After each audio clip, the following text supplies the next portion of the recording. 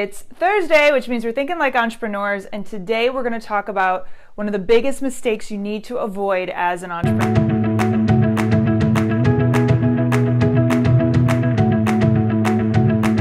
It's Erin Smith, owner and founder of the Starters Club and the Entrepreneur Summit, and welcome to another episode of Think Like an Entrepreneur Thursday, where we discuss the mindset shift of going from an employee to an entrepreneur.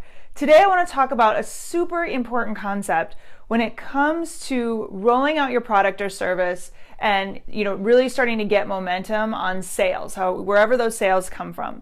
Now, there's a fine line. The general rule of every business is always to underpromise and overdeliver. It's something you should always strive to do. Now, the line comes in perfection, where sometimes we get really caught up in having it perfect before we can release it. I've seen people do this well and do this poorly on both sides. I actually just consulted with a business the other day who promised a delivery of their product last year, sold tens of thousands of these things, and still, over a year later, have not been able to deliver a product.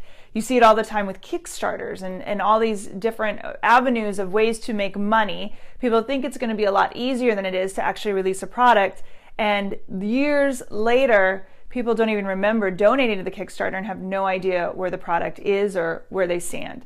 Now, to the other side, it's okay to not be perfect. And how you can do this, I think one of the best companies that did this was New Kajabi. I've seen them just recently. I signed on with them about a year ago. I knew about Kajabi. They had a different product and they were releasing a whole all-in-one product. I love it. If you need more information, if you're building courses, websites, etc., there's a link below.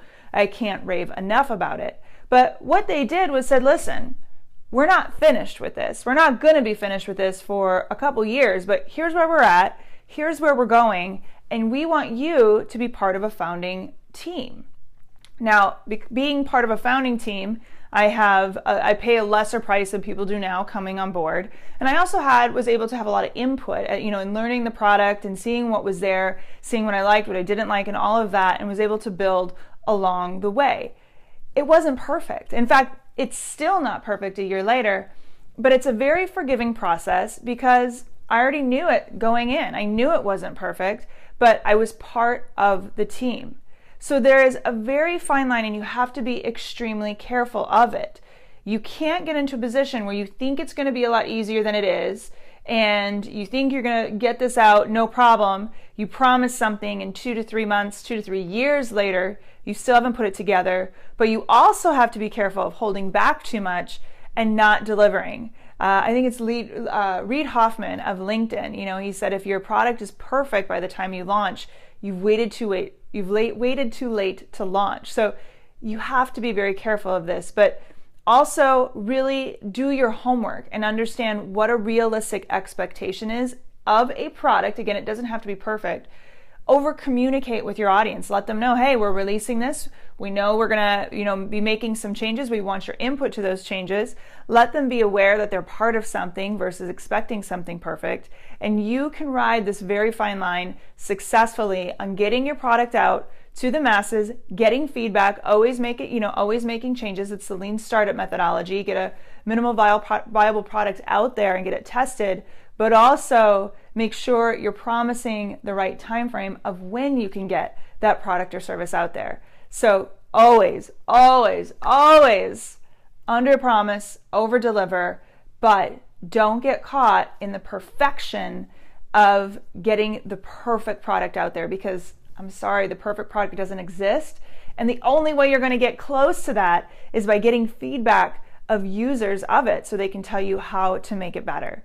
So very simple things. Be careful. And if you love this, subscribe, because every Thursday we talk about things that will help you with that mindset shift of changing from an employee to an entrepreneur. Make sure you subscribe. And if you love this, I've got something even more. Click below, all about the Business Mastery Society, a group just for you, for game changers looking to hone in on business fundamentals, master those, and be successful at business without chasing shiny objects. So click below if you want more information on that. And we'll see you next Thursday where we're thinking like entrepreneurs.